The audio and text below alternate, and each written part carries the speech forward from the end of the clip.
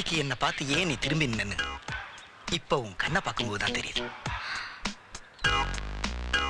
உன்னை பார்க்கும்போது என் மனசுல 1000 பட்டாம்பூச்சி உட்கார இடம் இல்லாம தவிக்குது.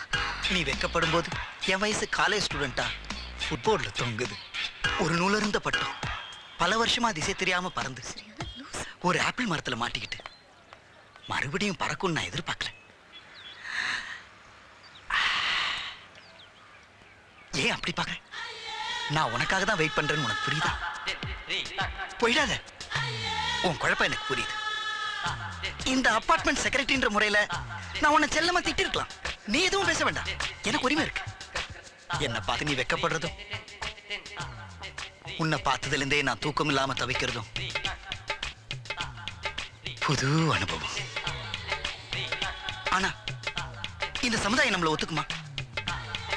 நாம என்ன அமெரிக்காலியா இருக்கிறோம்? அண்டார்டிகாலையும் ஒத்துக்க மாட்டாங்க சார். நீ எப்ப வந்த சார்?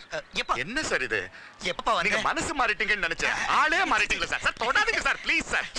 இந்த விஷயம் மாமிக்குள்ள தெரிஞ்சு எவ்வளவு அசிங்கமா இருக்கும் சார். ஐயோ, நீ எப்ப வந்த? ஒரு பேச்சுலரோட கற்புக்கு பாதுகாப்பு இல்லாம போச்சே சார். நீ எப்ப வந்த? தொடாதீங்க சார் ப்ளீஸ் சார்.